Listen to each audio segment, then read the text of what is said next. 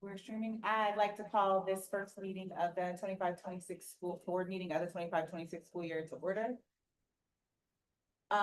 First is agenda approval. We're approving the minutes. Yeah, we have to approve the minutes. Okay. I'd like to start by taking a vote to approve today's agenda. Is there a motion on the floor to approve? Motion. Second?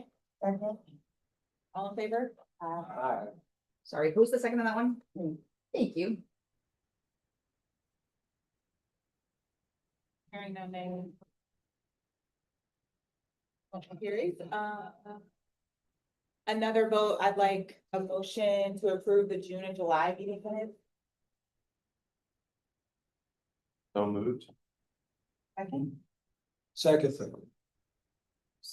All in favor? Aye. Hearing no nays. Motion passes.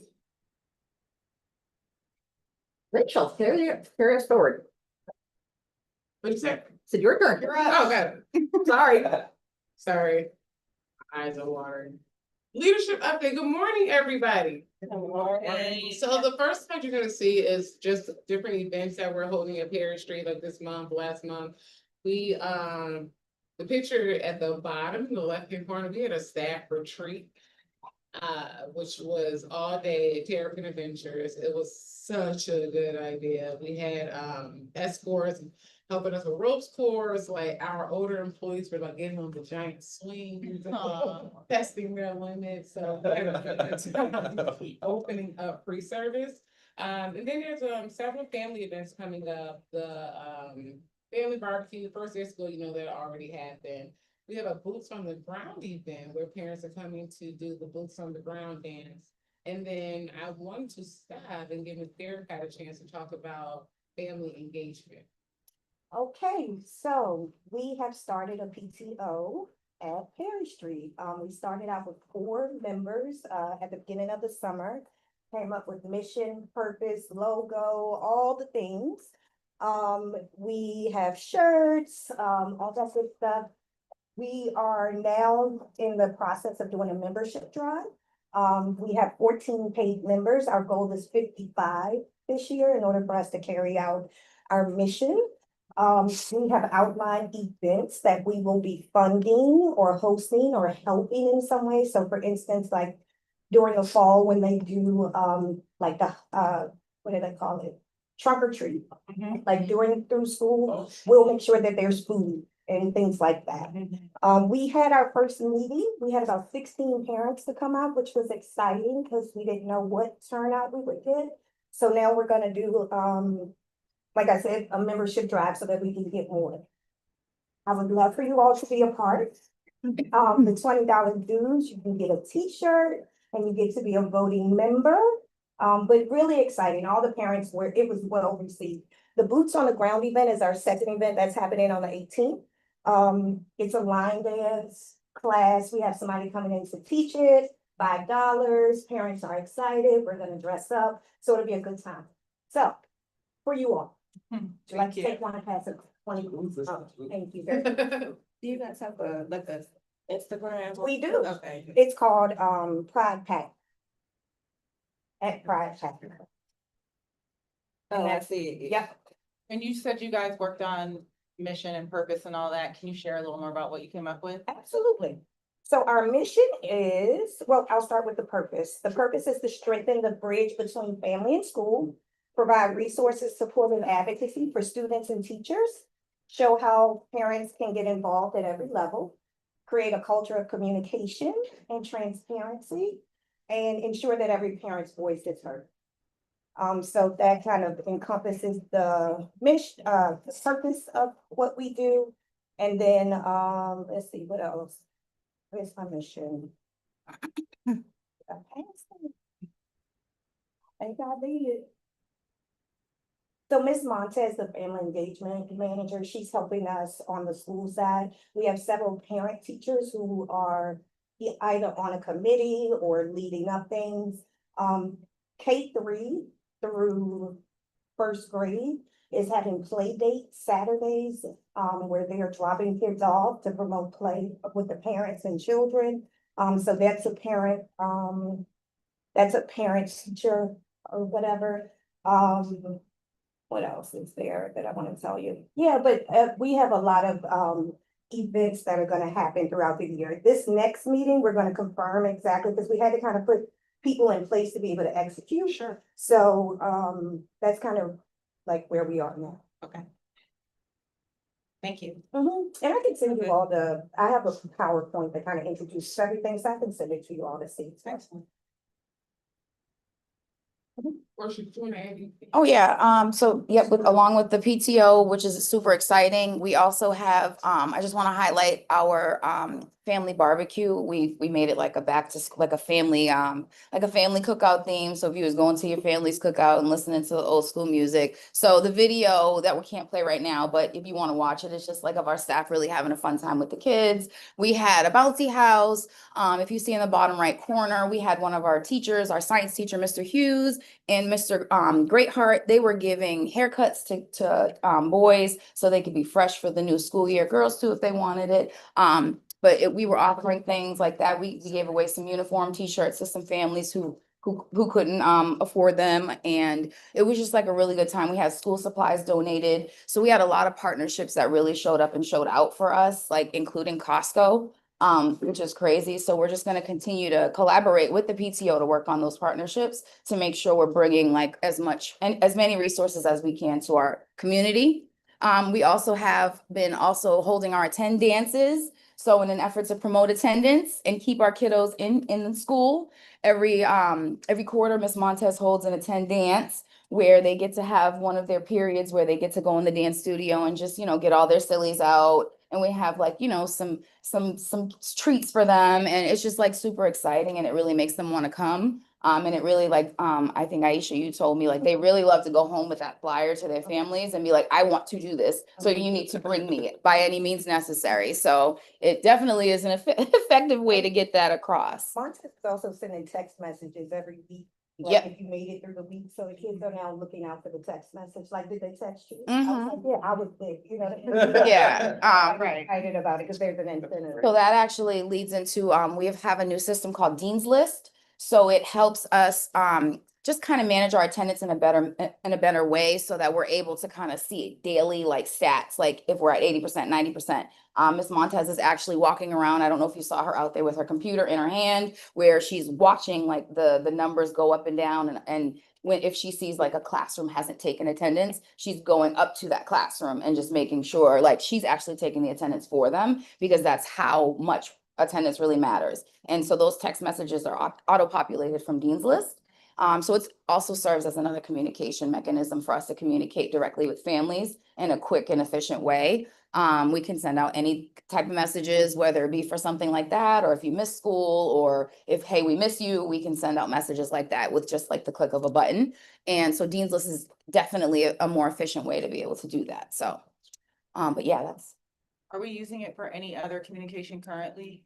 yeah, so we're using it for like if we need to email, like email to any communication that we have to families other than us picking up the phone or Okay, so personally not emailing just us. attendance related. Oh, no. That's Yeah, it also does our behavior management as well. So it gives families updates like, hey, your student did great today. Although Class Dojo is a really good mechanism. Dean's List is easier because it has all of the student data in there, and you can not send it to the whole class. You can send like a personalized message, or if you need to send data, or if you need to send a message that has attendance, behavior, any type of stats for the student, it can be sent from that one platform.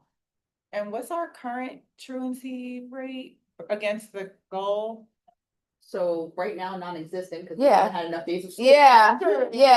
We've been at about 85 to 90% per ADA per day. But it's only the third week of school. Yep. But still, that's still good, right? I think because, yeah. Right. Got it. Thank you. All right, charter goals, why we are here. So you all know every 5 years we are up for review. I think I have gone through 2 reviews. The first review I was in person, the second review I was getting married, so Kelly did it. And You passed both. So we met our goals last year in 2023, 2024. We are projected to meet our goals this year. Now, at the bottom of the slide, it says beginning in school year 2024, 2025, PSP will need to achieve a level 3 on Aspire to meet goals. We want to achieve a level 1. We are striving for a level 2 this year, but the goal is that PSP is level 1 on Aspire. It's going to be hard just based off the metrics and based off of the work we have to do with attendance and truancy and butts and seats, but we are not settling for level 3. We have to become either a very, very high level 2 or a level 1 in the very not near future, meaning in the next 5 years. Our goal is to make sure that we're at the top of the list. Rachel, if I could just pause, Oh, just a few things for context for the board members, not that this is anything to, but the next review in 2029 is a 30-year renewal, and the difference between 5-year, so every charter school gets evaluated every 5 years. But at year 15, 30, 45, you're signing a new contract at every 15-year term. And the big caveat there is you have to meet your goals every single year at those 15-year increments. Because unlike those 5 and 10-year increments, there are no conditions. So the charter board can only approve you if you meet all your goals.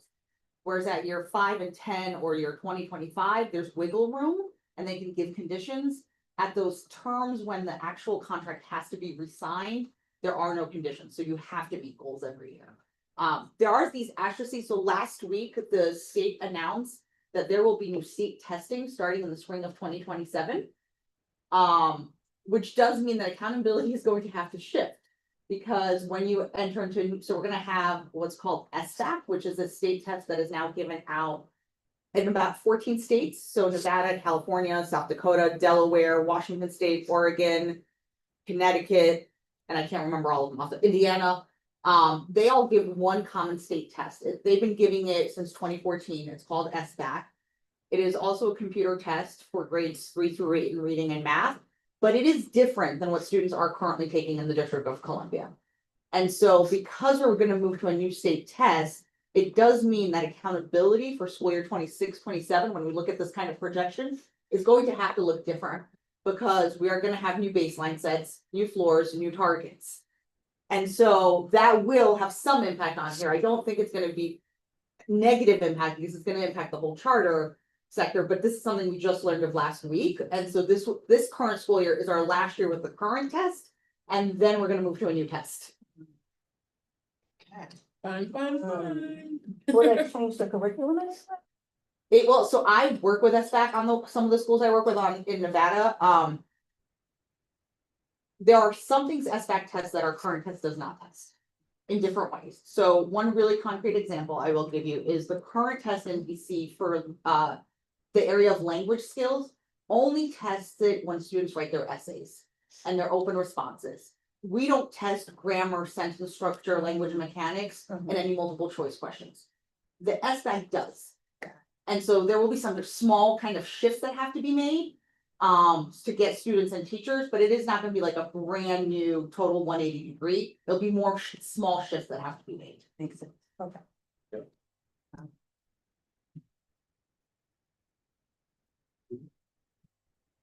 So stay tuned, but the good news is we will meet goals in this past year.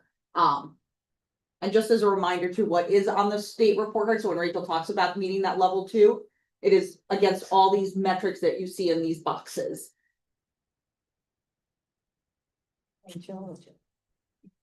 And so the measurement boxes, I know the words are small, but just to give you all an overview, that top box is super, super important. It speaks to academic proficiency in grades 3 to 8. And we spend a lot of time in Perry Street trying to get our academic growth high because that's where we thrive.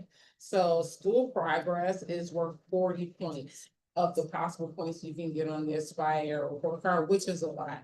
Now, another thing I just want to note is that school environment, we are really working hard on this year. School environment, we are really working hard on this year. Specifically, re-enrollment, class instruction support, and chronic absenteeism. So attendance re-enrollment in one lever class that I'm gonna talk about on the next slide. We are really focusing on this school year. It's a part of Aspire, and we are hoping to get those points up. So if we do fall short in some of the school progress points, we won't fall short in the points that we know we can get. Like, we have to get busted seats, we have to get our attendance points up and things like that. Class is a pre-K tool, it's an observation tool. People from ISD come in once a year, just one time, to observe our pre-K teachers using a class framework.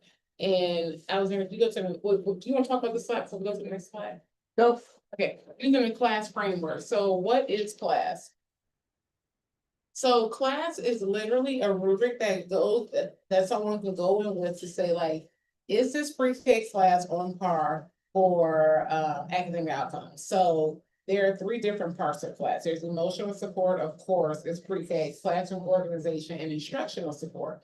Now, historic, and if you can see the board, you can see, like, under emotional support is positive climate, negative climate, teacher sensitivity. So basically how we relate to the kids and our relationships with kids. And then for classroom organization, behavior management, productivity. This is another kind of like relating to the kids and making sure you have positive relationships and just how your class is like structured. The one we're focusing on this school year is instructional support. Historically, in DC, instructional support is the lowest level for every school. Every school is trying to increase their instructional support. Support is pre-K, so it's a little tricky, but we have a plan. Alexander, if you go to the next slide. So the different, sorry, I don't have my glasses on, so I'm also doing the slides over here. So you can get between a 1 and a 7 on the different domains, right? Now, if you go to the next slide, I'm sorry, that slide.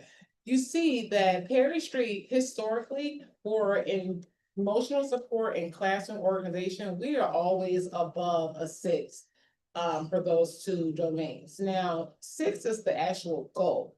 So Perry Street performs above the goal every year for emotional support and classroom organization. Now, if you can see the line for instructional support is at a 4, because 4 is the goal for instructional support. So even across the district, emotional and classroom organization, the goal is 6, and then instructional support, the goal is 4. Perry Street came in at a 2.78.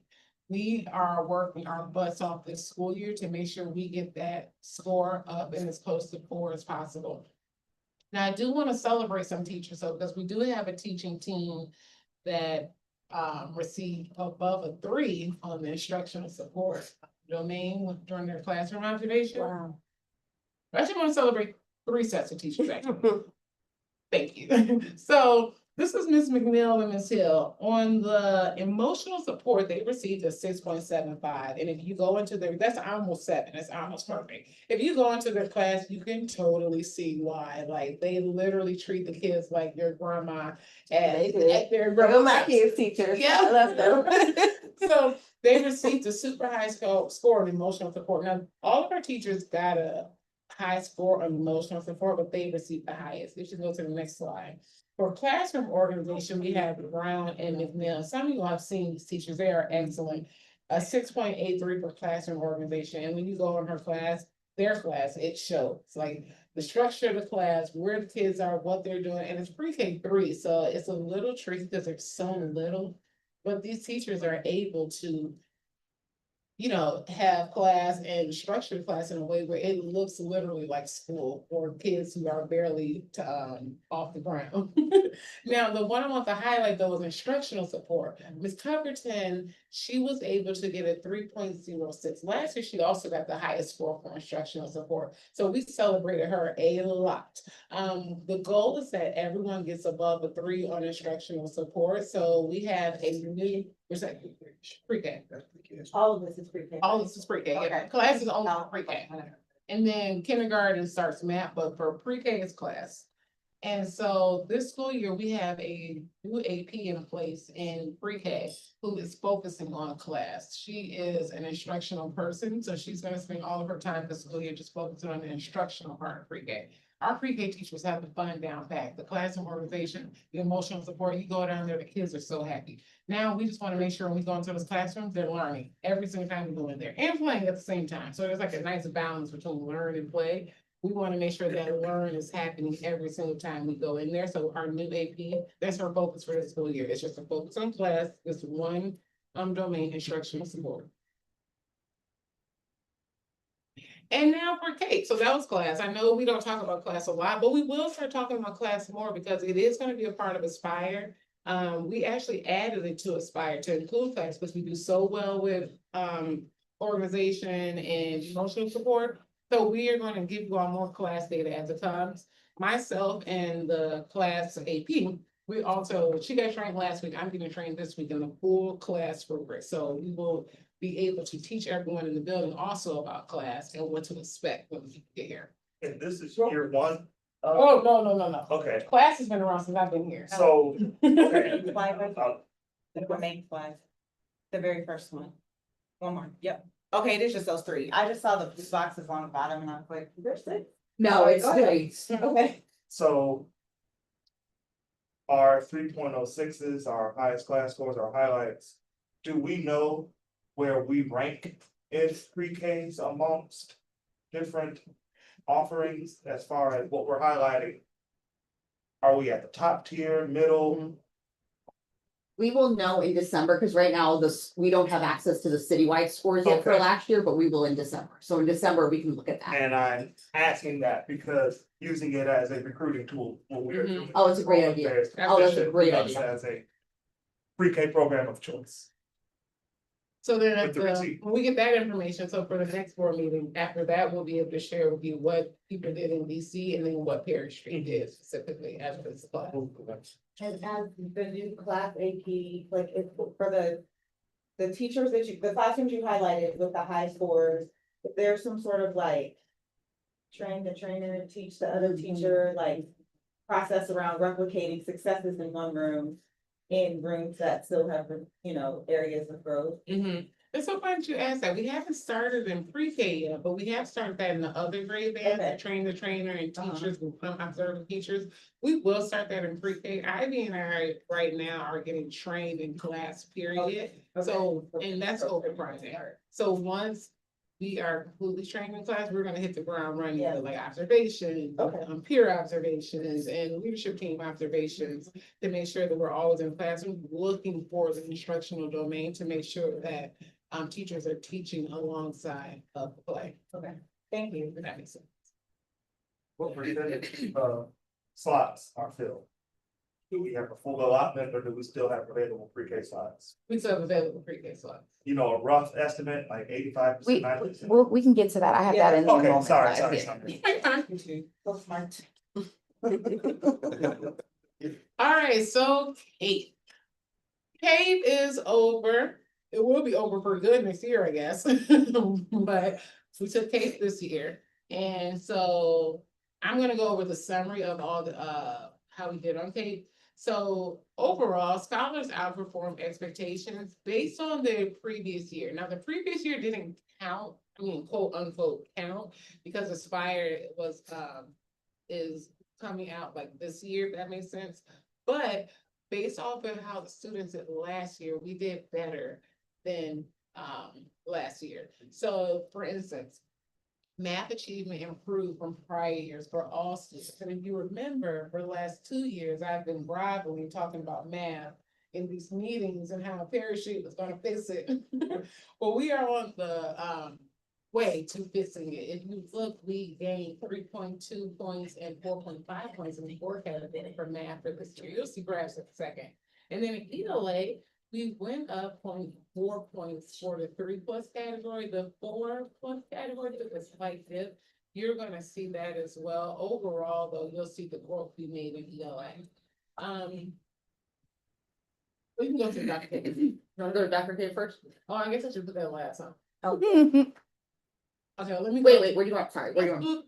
Let's talk about the data first, and I just want to highlight 2 teachers who did an exceptional job, okay? So for ELA and math achievement growth, if you want to look, the navy blue bars are from 23, 24. And then the yellow bars are 24, 25. So you can see, for instance, for growth to proficiency, the all bars, we grew in both of those categories.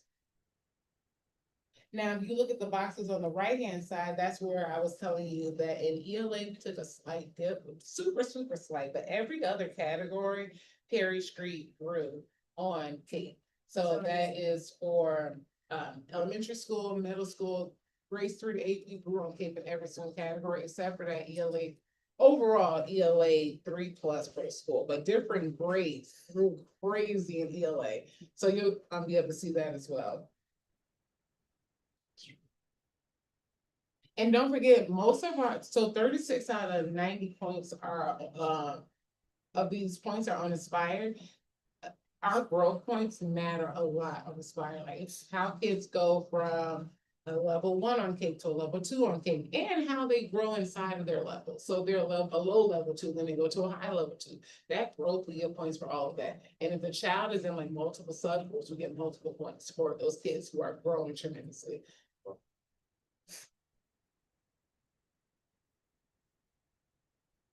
All right, so ELA and math achievement. Once again, if you look at the bars, the navy blue bars represent 3+, and then the yellow bars represent 4+ for the different school years. So if you see the trending line for the 3+, I think I'm right. Talking on like this, look quick graph, be able to understand it. Now, if you look at math, I want you to look at math on more specifically, because like I said, I've been in here for 2 years talking about math and how we need to grow and do better in math. If you look at math, both lines in math are trending up. We were trending up in every grade for math this school year. We have been focusing on math like for the last 2 years, trying to figure out like what to do to improve our test scores. A lot of it was hiring good teachers and making sure good teachers were in place. But there were some things that the good teachers had to do inside of their lab, inside of class. The leadership team had to do to make sure that we were going to increase our math test scores. ELA kind of stayed flat for the 4+, and then slightly went down for 3+. But I do want to highlight that math, we are on a trajectory up. Now, ELA, we were already kind of up, but math was where we were like, okay, something's got to give, and it's scary. Do you Talk feel about like- I'm sorry, to be 3+ and 4+, is that great? Or Is that what? what's the 3+ and 4+? What's So the- on case, you can get between a 1 and a 5.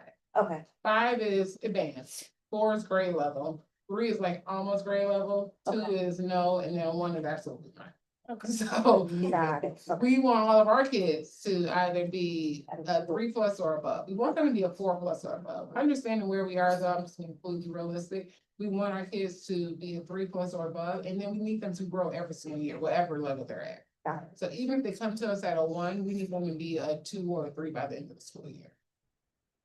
Is it, I don't wanna make assumptions, but it seems to be this balance over the last couple years, we're like, if we're really focused on ELA, it goes up, and then like, we spend the next couple years like, oh, we took our eye off the ball on math, let's spend our, like, I don't say that normal, but like, it, within reason, is it to be expected that like, you're always gonna have this little bit of imbalance between the two, like, depending on instruction? Is there such thing as like a completely even, like, both are going up because we are properly focused on growth in both areas, or are we always gonna kind of be like this, and that's just kind of the industry norm? And I'm fine if the answer is yes, I'm just asking, because I feel like that's exactly what we did over the last like 5 years. Alexandra probably has the best answer to this. I was gonna just add that so many things change. Like, Right. so for instance, like all the math teachers kind of change. So of course now the data's gonna change. right? Sure, And then the okay. kids change from Yeah. year to year. I don't know, I feel like you can answer this question. I think it's true, right? Like where you focus is where you put attention to, right? And Yeah. there's been a lot of focus on math because it was such a like critical area, and all the high impact tutoring was focusing on math. Okay. Okay, so a strategy to balance that out Yeah. sounds like Yeah. the goal. So for example, though, like for ELA, right? Sure. We had about 5 ELA teachers, 4 of them were awesome. And then 1 was not, she's not Right. here anymore. Uh-huh. But that one person kind of brought our scores down a little bit, right? Yeah. But she's not here anymore and she's been replaced. So like next year, we foresee that that grade band will go up. And it's like not necessarily because we focus on math, we just needed to get a better teacher. Does that make sense? Yeah. So like all the different reasons why scores could change and grow and go down and go up. And so we're always to have a pulse on it to see like what the issue is. Does that make sense? It does, it makes perfect sense, thank you. Did I help? You're great. One more question.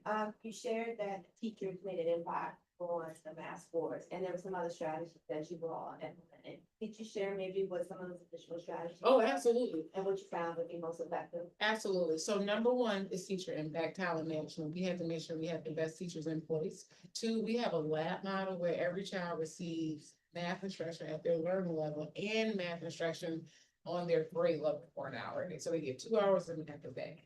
That changed everything because the kids are in small groups during that time. So they're literally getting instruction on their learning level. All of them are on the same learning level, getting the same instructions for an hour a day until they grow, then they move to a different learning level. But that model helped us, one, attack grade level content, everyone would receive, because most times kids who are behind don't receive grade level content. They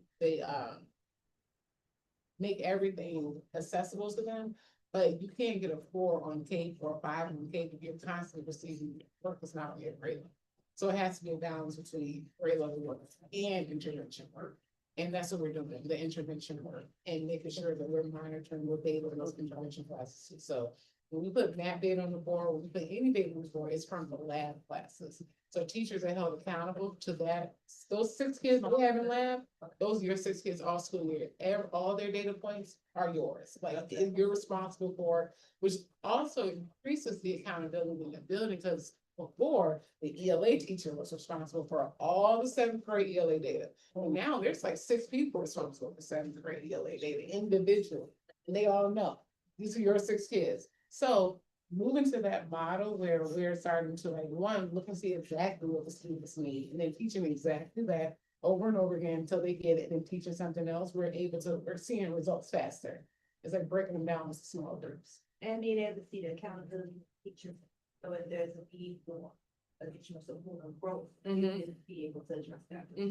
Yeah, and then every teacher at this testing grade level, the testing teachers, they all have tennis square coaches who sit down with them once a week to literally like comb through all of that data.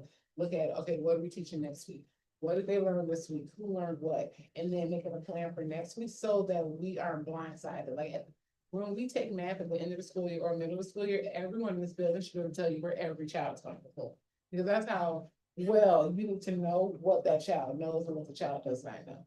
I feel like that has helped a lot, but like increasing the math scores, like really looking at the data and making like informed decisions based on what we know the kids know and what they don't know and who we have in the building.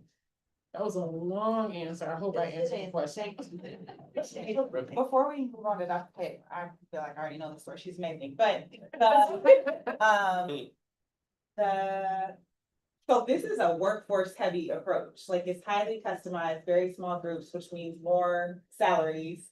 So from a budgetary perspective, like what's the impact of doing this work the quote unquote right way, better way, in a more customized learning environment? So the interesting thing is actually not heavy workforce. Like we're not hiring more people than you would in any other model. It's actually the schedule that's shifted. Okay, So there's not like 3 extra math teachers. It's this, you still have 1 math teacher per grade level. It's more how Rachel has designed the schedule to allow for the labs to be within the kids' schedules. okay, got it. So for example, like 2 years ago, the math teacher would be in the classroom and there would be 2 special education teachers in the back watching the lesson, watching, that's what I'm saying, watching, not teaching. Right. Watching the lesson, watching the kids. And so now we've taken all 3 adults and given them equal responsibility. There's no more standing around watching the general education teacher. Get those 6 kids, put them in the next room with you and teach them on their grade level. Okay, So so it's still all the same employees, they're just all now redistributed to do different things. okay. In the next meetings, I won't take any more time on this. Can we see how kids are getting 2 hours of math a day and we're still meeting all of our other educational, like how? I think it's like 40 minutes of math a day. So can we just see like The schedule, the yeah, schedule? yeah. Yeah, I just made a I'm note. sure you're proud of it. Oh, absolutely. Same as for ELA too. They get an hour of intervention for ELA and an hour of grade level ELA Yeah. too. And they get specials every day. and like PE, music, Spanish, and uh-huh. all of that every day. So they still get a range of Yeah. programs. Without getting too far in the weeds, I would just like to understand like the breakdown and how we're still meeting like our academic, like time. Absolutely. We could even show you like one kid and a day in the life of one child. So you can see like exactly. I'm gonna give you a answer you may be shocked by. There are no minimum requirements for anything in the District That of is Columbia for crazy. classrooms So or what- schedules or subjects. Okay, great. I think, and I wasn't meaning necessarily No. regulatory, I was more meaning, sorry. There are no- Tell there me are- I'm right in your ear. No, It wasn't necessarily regulatory, just in terms of like, how can you perform on grade level with X amount of instruction and like, how are Yep. we still performing we'll at share. a high level Mhm. with the amount of time we spend in subjects? Absolutely. And so I really want to highlight two teachers. Dr. Cave is the first teacher. And I actually want to stand up to show you guys something. Dr. Cave is the first teacher. Last year, Dr. Cave did a section on Cave. We were so proud of her. This year, she literally outdid how she did last year. I know that. We were like, how is this even possible? I wanted to get up because Cave's kids entered the class, 32% of them received A or ones on Cave, okay? By the end of the school year, she got that number down to 13%. Wow. That is like unbelievable. And if you notice, like, so you see how orange and red starts right here, right? Now she cut it down. So that means more of her kids are in the 3 spots and the 4 spots. So she was able to grow all of those kids into different boxes. Even this 8% for green, she grew it to 21%. That means those kids that were all in here, now they're jumping in the green box. So all of her kids are literally strategically jumping boxes. And when I tell you, she is like just old school, no bells and whistles, sit down, this is the warm up, finish this, and it is working. You leave her alone. So this is the type of work we want from all teachers, and even in leadership team meetings where we're like hiring people, we're like, we need more people like Dr. Kate. We're trying to build a profile of a Perry Street teacher because it's interesting because different floors have different personalities. And for instance, like our middle school floor, for example, the teachers are more senior. When you go up there, it shows stuff. And then our intermediate floor, the teachers are younger, so the floor is more rambunctious, and we have more incidents on that floor. And it's not a bad thing, it's just that the personalities of the groups of teachers are different. So we're trying to build a teacher profile at Perry Street where all our teachers kind of fit into this description bucket. And they're not all senior teachers. If you go to the next slide, Miss Stewart, she is a second year teacher. She has the highest growth in ELA. At the beginning of the last school year, I don't know if we brought Miss Stewart to the board meeting, but we were having a lot of behavior issues. And the leadership team had to step in, like the first week of school, and we were boots on the ground in her classroom, bugging the ear. It changed her completely. She had the highest growth in the whole school for ELA. Wow. And not only did the highest growth, 26% of her kids had a 1. She left them 13%. Actually, 43%, 22%. Like, this is ridiculous. Like, literally ridiculous. And even how she grew kids to green. Like, so her and Cave were similar in the fact that they literally grew every child. And that is very hard to do at a Title I school where there are so many kids on different grade levels. That's why I was talking about the labs and the grade level classes earlier today, because that's how you attack all those different grade levels and all those different learning needs. They got it. So what we're trying to do this year is like, okay, we know for a fact Stewart followed the curriculum to a T. So we know that following the curriculum works. Dr. K follows the curriculum to a T. So when we're in classrooms now, we're looking to see, are you following the curriculum? The Stewart was following the curriculum, and You like her she number. did an amazing job. So every time we walk in these classes, everyone better be following the curriculum. And it's easy not to follow the curriculum. As teachers, you kind of want to spread your wings and like do creative things. We're following the curriculum this year, literally like to a T in every classroom. And we have data and all the evidence that shows that following the curriculum works because all of our super strong teachers, and there's more teachers I could highlight, but for the sake of time, I took the top 2. Everyone we highlighted at day-to-day, they all follow the curriculum. So that is our goal this year, also follow the curriculum. Yes. Y'all know I always have a feel-good story. So I just wanted to shout out some Perry Street teachers, of course, Dr. Cave, Mr. Watts. Miss Esty. Some of you may know my kids used to go to Perry Street. They're no longer at Perry Street anymore. My baby's in high school now, ninth grade. But I will like to say that I still have 3 Perry Street teachers that are tutoring my baby, ninth grade. So she came in, she's in Banneker. So, you know, it's really hard. But she still has 3 Perry Street teachers that are helping her along the way. She did outstanding last year, finished top of her class, straight A's. But I wanted to just say that she had to come into Banneker and take the Algebra 1 test, which she already took last year. She passed it, got an A. But for whatever reason, they made her retake the test. She got a 100 on that test, and she had a 98 on her ELA test. But that was all shout outs to Perry Street. It was not Ida Wells, the school that she was in. It was all Perry Street. So I just wanted to shout you guys out for that. Same thing. She went through Elizabeth Seton and tested out of ninth grade Yeah. math, went straight I love on. it. Now she's in a statistics honors college at George Mason, and Cave did a refresh with her, so they've been getting online to do a refresh. They kind of stick together, so it's very nice. And another thing to know before we move on, I highlighted the top math teacher and top ELA teacher, but our SPED department, our special education teachers did their thing. Alexandra and I were on the phone and we like sorted the kids from top growers to the kids who grew the most on Cape. It was literally all of our students with disabilities at the top. Our self-contained kids at the top of the list Wow. in every single class, to the point where I was like, wait, is this true? Is this right? And I'm asking Alexandra on the phone, like, wait, am I looking at this correctly? Because I couldn't believe. And of course, we could believe we're doing the work, right? But it's still just to see it and to see like all your self-contained kids at the top of the list for growth. When those are the classes that people are throwing away in across America everywhere, it's just so good to see. We didn't highlight the special education teachers, but they are working hard. Their growth is literally like some of the top growth in the school. It shows. If you go into those classrooms, you can see like one-on-one instruction catered to each child.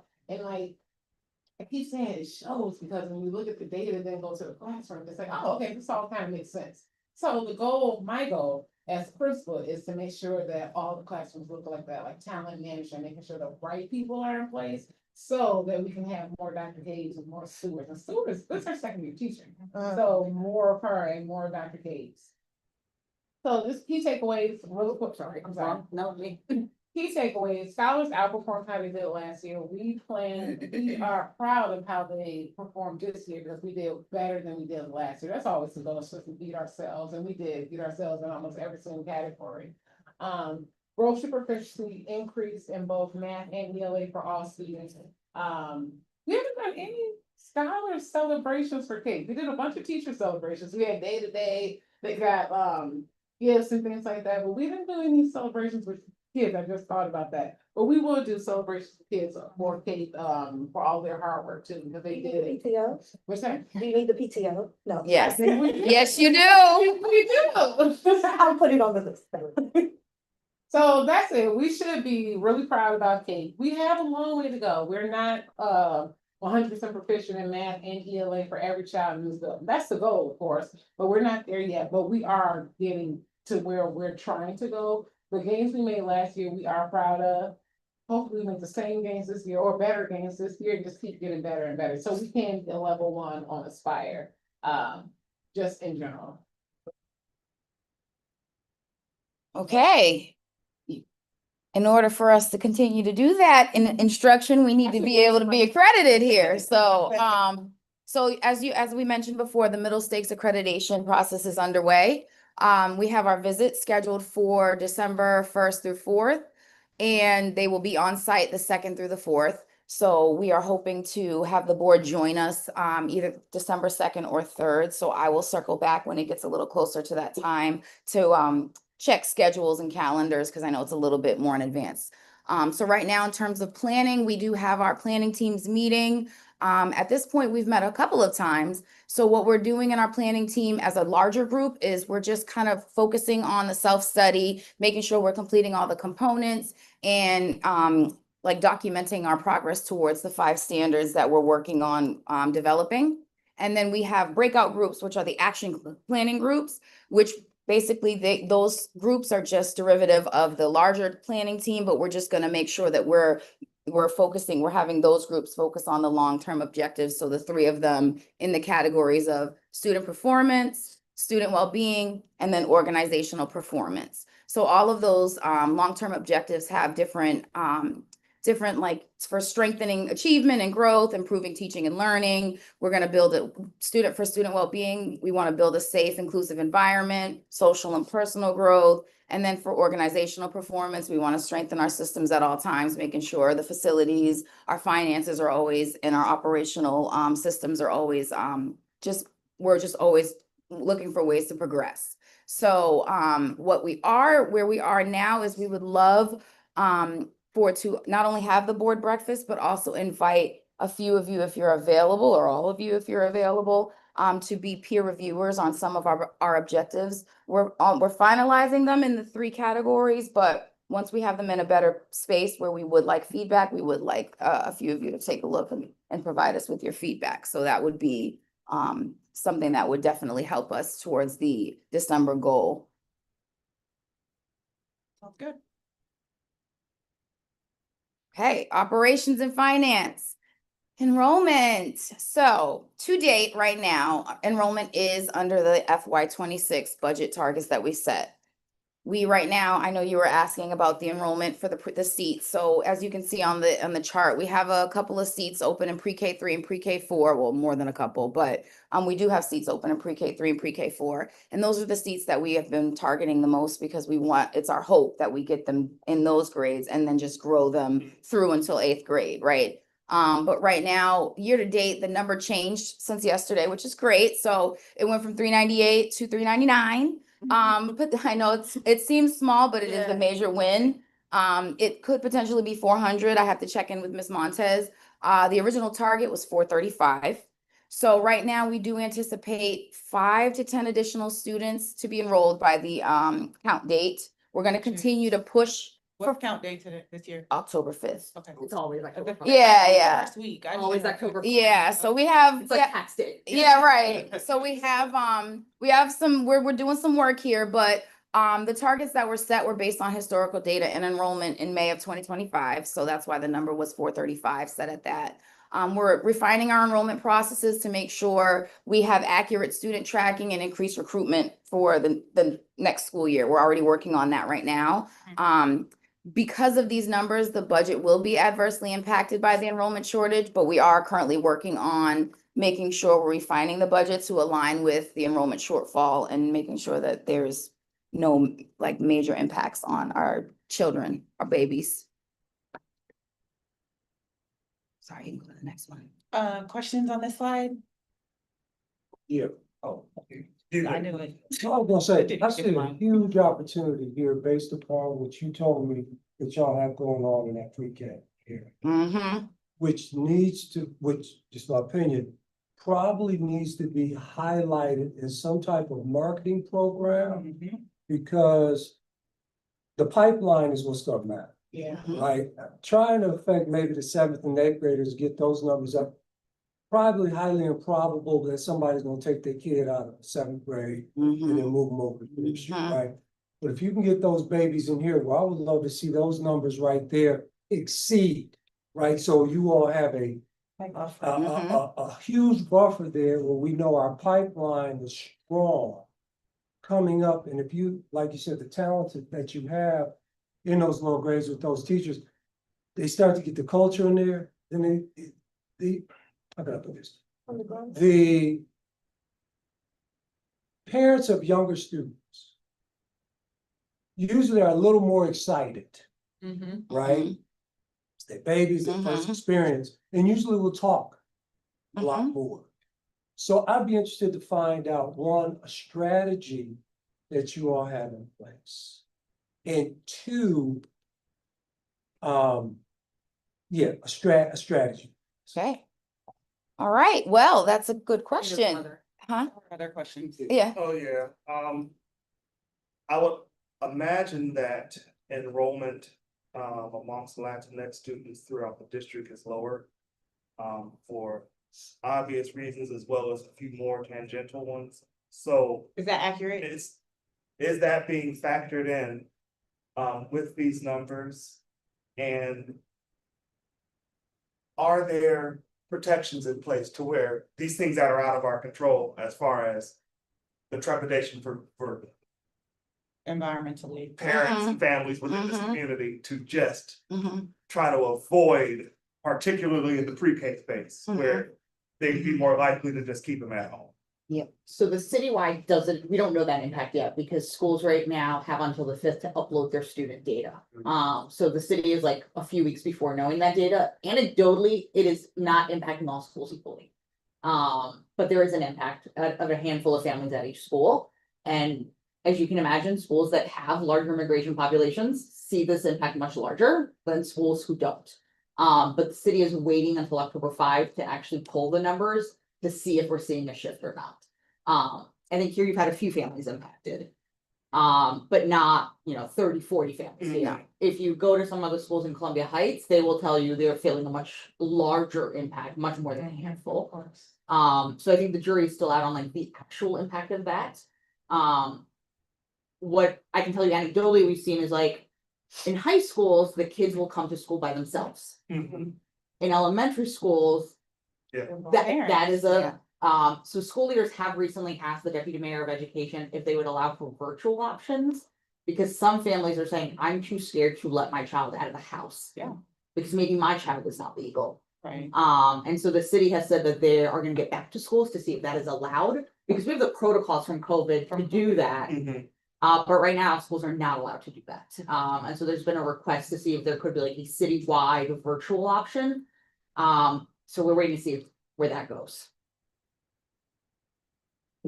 I This, think Shannon was. oh, sorry. I didn't No, see yeah. you. You couldn't see him, so that's I why. know. Yeah. Thank But one of my questions, and again, I know you all may have your marketing strategy. I just didn't know if this was a part of it. But just as we mentioned, obviously certain schools being feeder schools to high schools and whatnot.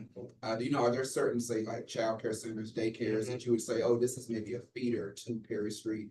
And even if there are some or whatnot that might be a straight up feeder, has there also been a thought of like even just certain daycares in the area, people sort of popping in, whether it's giving their marketing materials or sort of, getting talk of, because I know, for example, my youngest child is in Newland, which you all know, it's like just right down here off of Michigan. Which is extremely close to here, but I know the chatter. I feel like most parents, even though Perry Street is right here, I feel like most parents just talking, they're gonna say, oh, my kid goes to Bird, my kid goes to this. And there's one about talking. And I feel like if someone from Perry Street out there or other places, I'm like, oh, this is another option that now I know of. Can I speak to that? Yeah. I know that Montez, the family engagement person, I've been out with her in some of the outreach things that she's been doing. She has made a robust, cause that's what I do for a living. I'm a director of sales and marketing, so she's got in like a strategic plan. For what she's doing. So like outbound calls to daycares has been one thing that she's done. We've canvassed the neighborhood. We've done fairs, community fairs, things like that. She just, she's about to launch, if she hasn't already, from, the data from my school DC, people who were on the wait list of our school or other schools, she pulled the data in order to send like a note to say, we have availability in these, grade bands or whatever. So I do know she has a plan, but I think if there's anything that we know within our network, we could help her to expand because, you just don't know what you don't know. And some of us are in circles that she may not be in. And I think that's what it's gonna take. It isn't a huge ask to shift this. If we could just get a few more kids, it could be a family of 5, you know what I mean? You just Yeah, never yeah. know. So it's like, how do we kind of expand that, maybe put it on our LinkedIn, things like that, so that, people are aware. A cool question, what's the earliest that you can drop your PK grant? Or PK Like 8 o'clock or like 3? in the morning, Oh. what's the earliest, and I The think door- prior said that. We have before care, but the doors open at 8 a.m. So that's the earliest. Oh, no, what time does What's before before care? care? 6:30. The 6:30. 6:30 to So a lot 6:30. of times that's the issue. Like, Yeah. Like daycare, my school, they just ask, can we drop off at 6? Yeah. We Yeah. try to not be able to accommodate that, so that's why I asked. And the good thing is that Innovation Learning, the partner that they have now, can get vouchers. So a lot of our students are eligible. If they get SNAP or Medicaid, they're automatically eligible and it doesn't cost the parent anything, and they are definitely structured in what they're doing. What about aftercare? The same, Same, till 6:30 PM, innovation learning. are a lot of the kids taking advantage of that? Are those numbers on par with what they, go ahead. No, Hold on, I wanna stay on that. I mean, I wanna come back to that. We have a list of like, probably wrote the next meeting's agenda, our next meeting's agenda with all of our questions. But, You did. No, so go ahead. what, first, this seems different than where we were like the last update around where we were trending. Can you talk about what happened? This is a different update than what we were expecting based on the last update. Right, you mean in the shift in why we're not where we wanna be? Yep, like, and why we're, like, we had an expectation, so like there Yeah. is something happening. Yeah. Shift wise. I would say a number of things that like what we just talked about. Although it wasn't a lot of families that were impacted by those laws or those, things that are in place, it was families that had 3 kids, 4 kids. Also some of our kids just decided they moved to Maryland, or so it's also moves. We've noticed a lot of our families are moving to Maryland. So right, so now you can't go to a DC school because you're in Maryland. So those are 2 of the main things that we've noticed. A lot of families haven't given us reasons other than those things, but we are, we're working hard. We do have a new school being built across the street, that they're expanding and everything. So those are what we know right now. When we do ask the families who are withdrawing or not returning, because those are like what we want to focus on. We want to focus on making sure that we're retaining our families that we currently have and seeing them from start to finish. Along with all of the initiatives that we have going on in terms of enrollment, but a lot of it is the moving to Maryland, what we've noticed, or the other, A lot of parents. immigration want their concerns. jobs too. Yeah, I think just to be totally transparent, there was also a data tracking issue that we uncovered, and I think that is something we're going back to clean up, because there were a number of students who were listed as registered who were withdrawn. And so it's a systems error that we have to fix for future years. That was not there previously. Do we have data around tenured students? Like, do we have an average of how long students are staying at Perry Street? That's a good question. I don't think Not so. something we track, but we can take a look at it. I On know, my list. I was gonna chime in, well, to answer your question, we don't have a tracker, but. At graduation last year, we gave out about 20, what do we call them, lifetime achievement? Lifetimers. For Perry Street kids. lifetimers. Mhm. So we do have a handful of kids in every class who literally have been here since pre-K. That is our goal, is to build from the bottom and just to keep them here until they get to 8th grade. And beyond. And I think, yeah, go ahead, sorry, finish your thought. It may be a good thing to do a focus group with those parents to see why they have stayed at Perry Street and what things they see as challenges. And that may help us to address if we have people leaving for other reasons other than just cannot, like. I'll say as a parent who's moved around, for me, it's solely because of language. My kids are all in dual language schools, and that was my goal for myself and my kids, and that's why we moved. And I know that some of the parents in like my circle and what we talk about, we're all looking for the Spanish language, like dual language programs, bilingual and stuff like that. So now my kids are in a bilingual program, and that was the only reason. Like she said, like the staff here are amazing. Like you get that grandma feel and everything. It was solely language. And I talked to about 15 families yesterday who left Perry Street, and all of them didn't leave for the same reason, but 3 families, they had 8th graders. So when the 8th grader graduated, they took all their siblings to a school close to the 8th grade high school. So they were actually like sad to leave, but they were like, but Antonio graduated and he has to take the kids to school, so they're going to the elementary hospital side. And then I had the 2 pre-K kids who said, well, my child is potty trained. So some of it is like a little misconception. I was like, oh, that's okay, you can bring them. But no one was upset at Perry Street. They all had these circumstances where I was like, oh. Yeah. I moved down. But don't get me wrong, Perry Street can do a Yeah. better job of retaining students and families, so I'm not trying to say that we can't do a better job, that we can't, we actually have to work on that. Making sure our bus and seats are the same bus and seats every single school. Right. So this school year, we are going to work on how to entice families enough, or what programs we can provide to keep them here. Sure. Aside from people at the league, because eighth grade is graduated, but there are people who just left. Aren't your audience? Yeah. Like language learners or people who geographically have challenge, like, that's fine, those aren't your people. Right, but we do have an audience of people we can retain that left, Right. that we need to get back. Or that Yeah. we need to make sure don't. Sure, So sure. I just wanna put that out there as well. We are working on that as well, like, re-enrollment, because that's an I bring inspired my kids back. level as well. We get graded on that. So re-enrollment is something we are focused on this Yeah. school year. Does the charter, do they rank the enrollments by schools, or where is Perry Street ranked? On the charter? Enrollment in terms of size or enrollment, Achieving their targets. not by size, they will eventually in December. Actually, they will not do it for 24-25. So for 24-25, they will not publish the school outcomes. They will only publish that report card that we talked about, that level 2 for school year 25-26. Which means that won't get published until next fall. Got it. And one of the, I think, downsides, quite frankly, Bruce, that you're talking about, is that before COVID, we had these school report cards that were very public for all charter schools. And you were a tier 1, a tier 2, or a tier 3 school. And one of the big recruitment kind of pluses for Perry Street was that Perry Street could say, we're a tier 1 school. Like, there's stamp, there's an external validation, we're a really, quality school.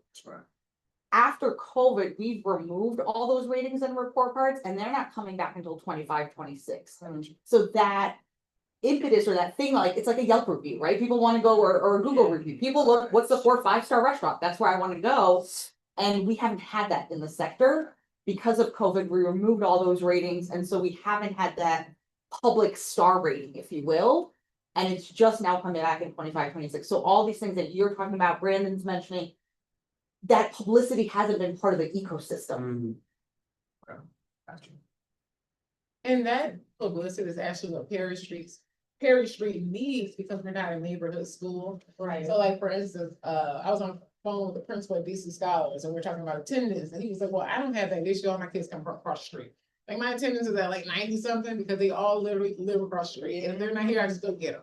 But our kids are coming from 7, half of them are coming from 7 and 8, half are coming from Ward 5, not this Ward 5, not that Ward 5, by Edgewood. So it's like, we also have that up against us. This is not an excuse. We still can get bucks. It's trying to provide a quality enough program, regardless of where we are. We could be in Africa, and people still travel to get here, right? So we're still working on re-enrollment this school year a lot, but there are just some challenges beneath the Perry Street that we have that I just want to put out there, but we're not letting it get in the way. I just want to know that's just something that's in place.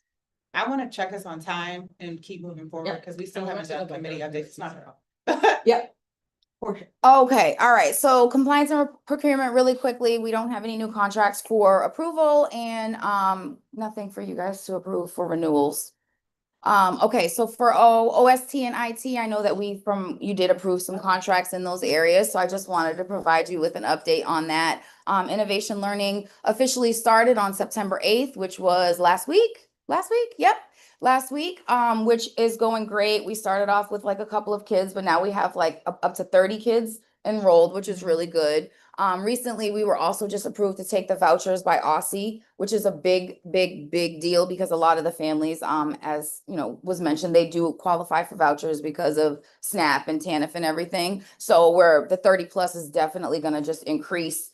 I think we're going to see that in the next couple of weeks, because a lot of families are inquiring about it, which is super exciting. Innovation Learning provides us with updates every single day about what students attended and who in before and after care. Additionally, they also provide us with weekly updates with like cute little pictures of what they worked on and what core value they they shout out our students, which is super great. So it's definitely it's what I wanted it to be. So I'm hoping families are also experiencing it. I don't know, Miss Mom, can you speak to? They're structured and they have technology on point, and they have where they're at in the school, it's very nicely done. So go down and take a look. The directors really quality people, quality.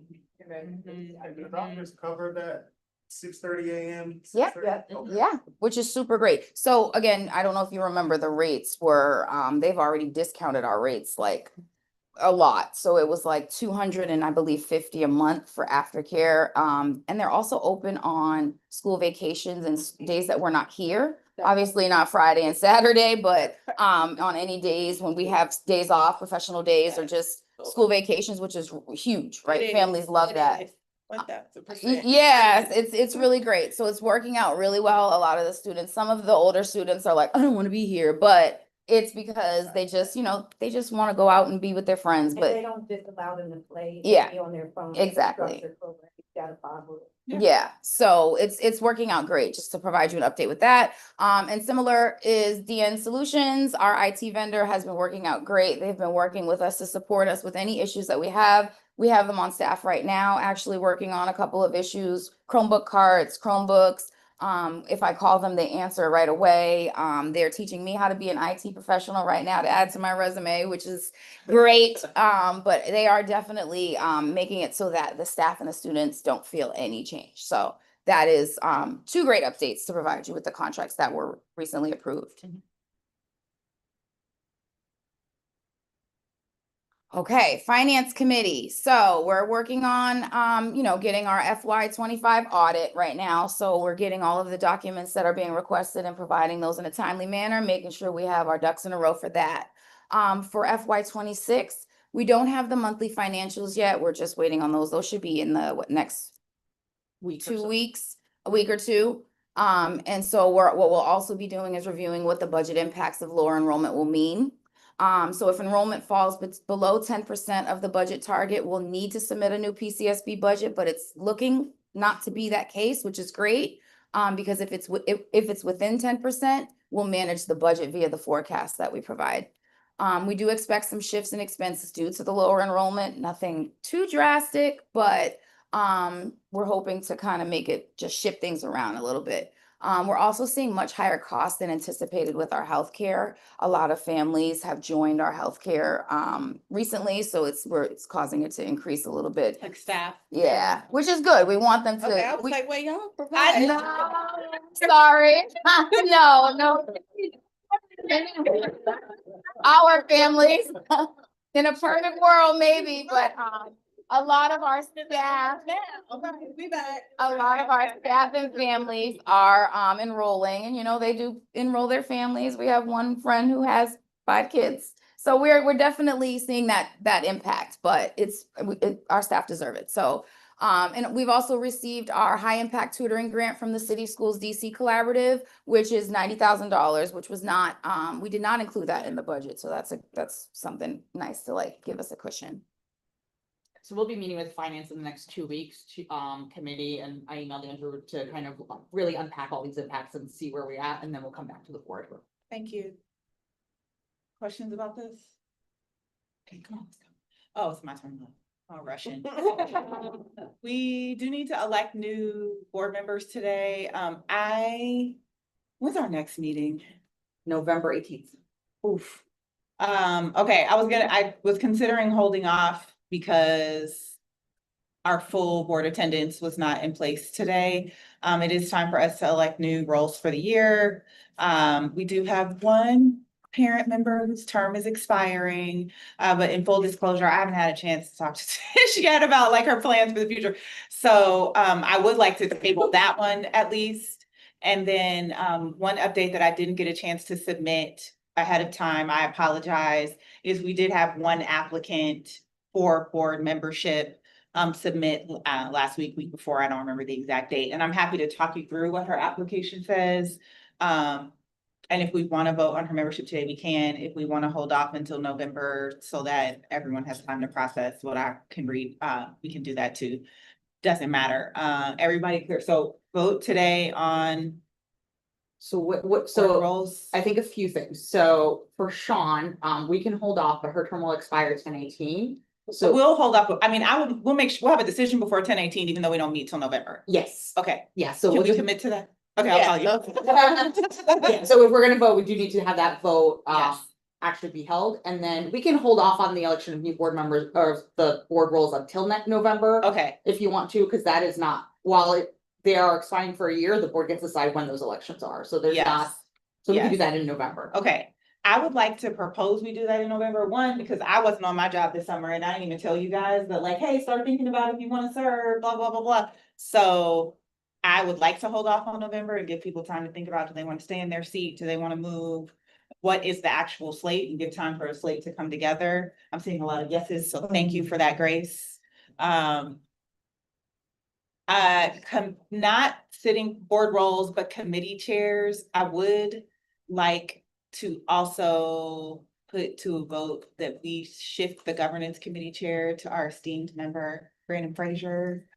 He knew this was coming. Don't let that face fool you. I'm still happy to serve. I just wanted to shift some of the reporting responsibility in Right. full disclosure. But yeah, okay, so that's the governance update. Regarding our new member, we got an application from Dr. Alicia Jordan.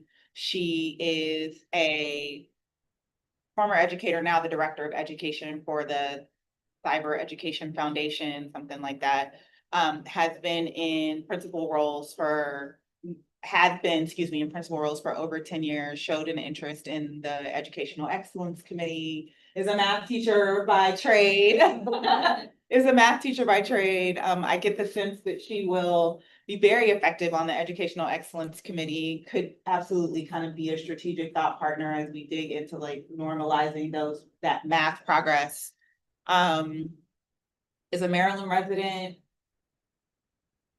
has led in private schools before, so understands the board principal dynamic, has managed budgets that, board approval, et cetera. So I think has a helpful perspective in terms of interfacing leadership. That is what I gathered from her application. I do also know her from other circles. She just published a book on leadership and kind of her lessons from working in education and leading. Yeah, so any questions in particular about that? I'm not putting it to a vote. not I just think we necessarily, should unless probably want- get her into the school. I don't think she's had a chance Exactly. I to don't come think she visit yet, so has. it'd be great to have her come visit the school and Yep. maybe include her in the November agenda. So that's the goal, is that we vote on her on the day that we vote for all the other stuff we have to vote for governance wise. I will take this opportunity to say we do have several slots that we still need to fill. I'm gonna call it several now. And that is a board responsibility, right? It's our responsibility to make sure that we have quorum, that we have our minimum like 9-member, whatever the number is. With our X number of DC residents. That's why I call out, she is not a DC resident. So I do want to put a charge to this group to call your networks, understanding that they may or may not be education or education adjacent. Mine oftentimes are not.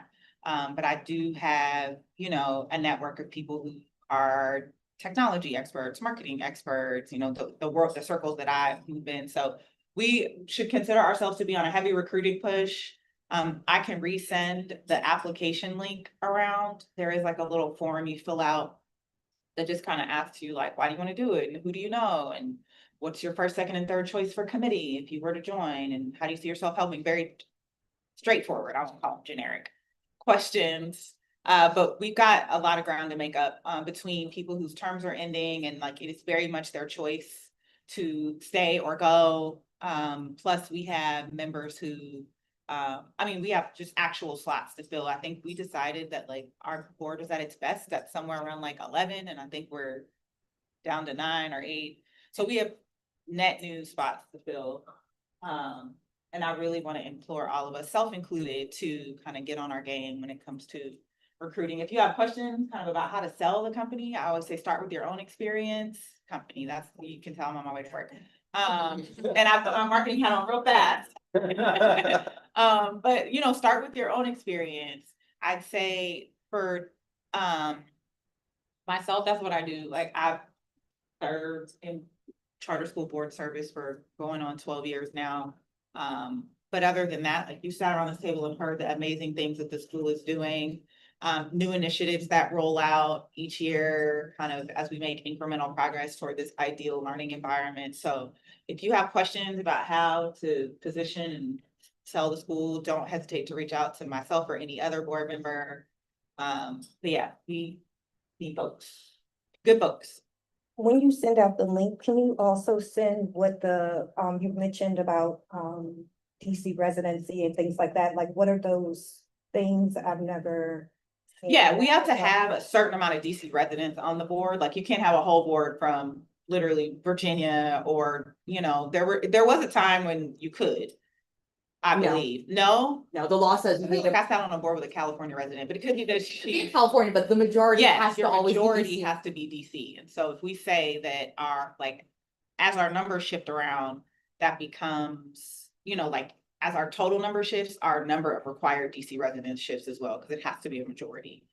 So for context, we currently have 10 board members, 6 of whom are DC residents. So nobody can go anywhere just yet. I'm looking at you, Bruce. Oh, no, what I was doing before I forget.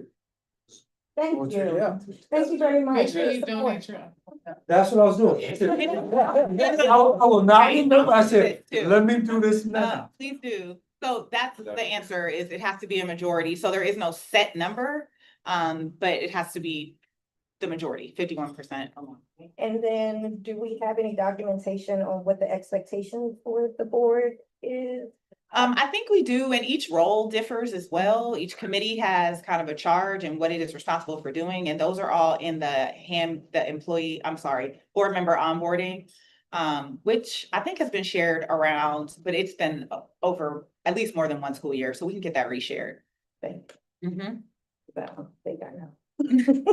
You just came here and got to work. Yeah. That's it for governance this time. We got a lot of work in our next meeting is really what this update means today. Okay. All right, I think that's it. And then academics will meet after we get all the citywide data at the end of September finally.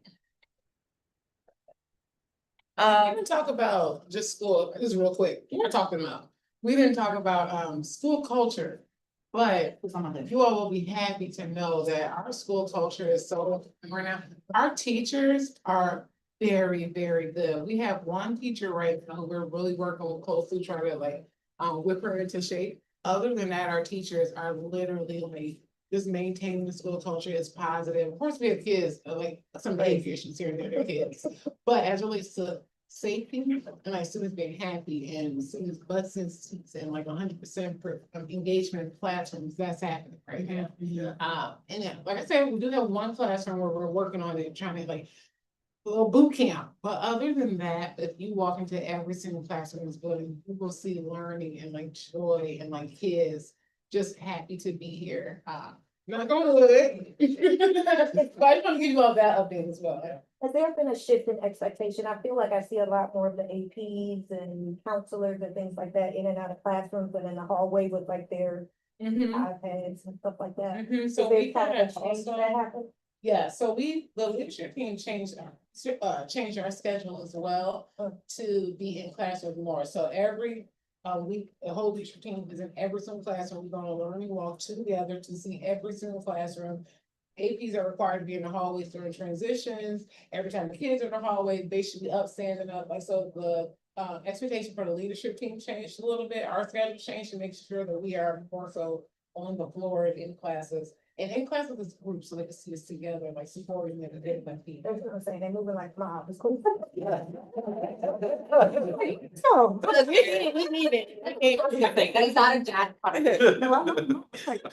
So, yes, but right before we do, I will motion to adjourn right after my question so for next time we meet, I keep wanting to say next month. For next time we meet, I would like to understand Ms. Montez or whomever's broader marketing strategy. If there are gaps in it, there's minimum 3 marketers on this board that could help. And then related to engaging board assistants, I cannot stress enough that I feel like this board asks to be included time and time again. And then we come in here and we see updates of 17 things that happened that none of us knew about. I need that to stop this year. I don't know how else to say it. The carrot is over and we're moving towards the stick. Yeah. We have to be better about including the board ahead of time. There should not be, and whether that's putting us on a newsletter list so that we get the news when everyone else does, and you guys don't have to do special outreach to the board. This isn't about treating us like VIPs. This is about like, there's a board experience to consider as well, and it's hard to recruit when people come in here and they're like, there's nothing for me to do. And I don't do nothing but come in here and see these beautiful pictures of these beautiful kids, you know, like, and I know, and we know that like, I could go up there on any given day and scratch the board member itch.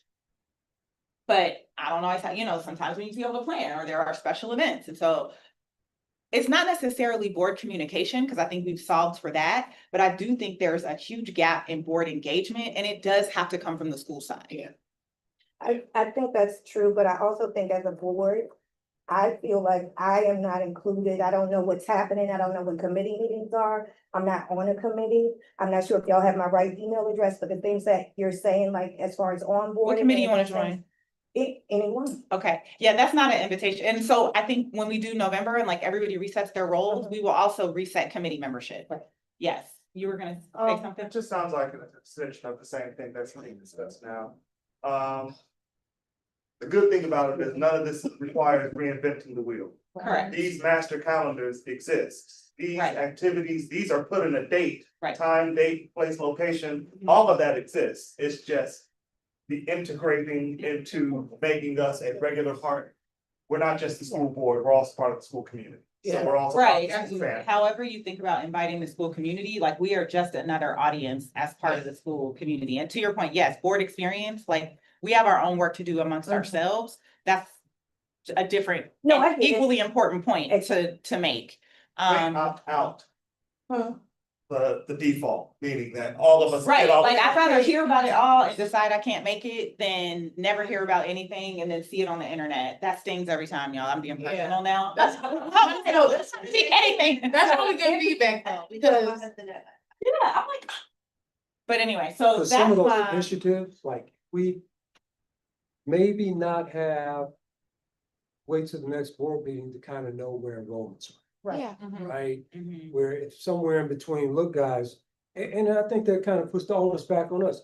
Look, guys, here's our enrollment, right? We're open to any suggestions because we're trying to get to this number because you all understand the Right. impact financially. That means, we're talking about staff, we're talking about Well, and things for ultimately, kids. we are the fiduciary, Right. fiduciarily responsible, I don't think that's the word, party, y'all get it though. Like, we're ultimately responsible for how the budget comes together. And so, even if it's not budget things, like I sat through the events. And like, there were several opportunities where I'm like, oh, the board could have done this, or to your point about like, if you think it's important enough to highlight those 6 teachers we saw today, like, is there a board gift? Like, how can we incentivize excellent performance by encouraging or improving, like, do you get board access? We have something called skip level meetings in my world where like, you can literally like win a meeting or a lunch 2 bosses up, because I talk to my supervisor every day, but there is, you know, an opportunity to be more transparent and visible at higher levels. And so if the board can reinforce good behavior, this isn't just about catching behavior that we want to correct, right?